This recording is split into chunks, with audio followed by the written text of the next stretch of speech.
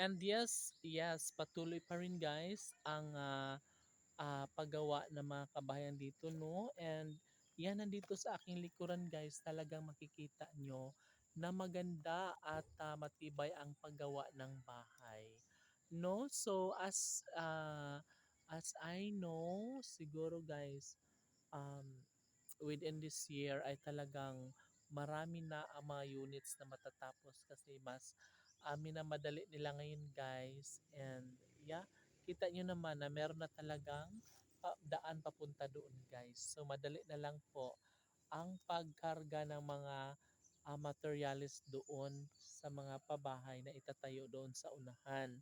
Dito lang sila dadaan guys, and then dito sila lulusot papunta doon sa may um, basketball uh, court, no? Siyempre, dito guys ay talagang masasabi mong, wow, super nice ang area. And guys, magandang hapon nga pala sa lahat, no? So, medyo makulimlim lang naman ang kalangitan, pero hindi naman siya naulan guys. And let's worry, kapag magkaroon po ng pag umaambon ay meron tayong dala na towel para pang support dito sa ating bumbunan para hindi tayo ma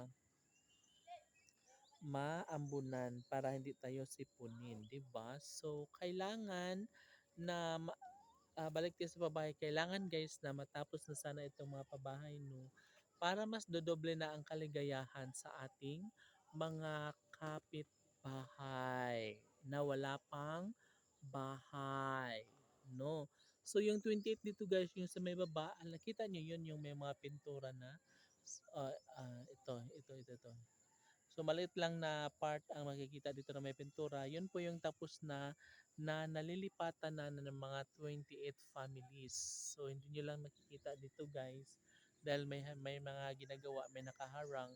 And nakita nyo naman yun guys, no, sa iba pang mga vlog ko ng mga nakaraang buwan. So makikita nyo po yun dahil yun po yung binibidyo ko noon na wala pa itong bago. So yun po muna kasi 'di ba, simula nung ginawa hanggang sa matapos at malipatan ay meron akong video noon. No, sobrang ganda dito guys, and ang daming mga ibon dito. So hoping na sana hindi nila pagbabarilin.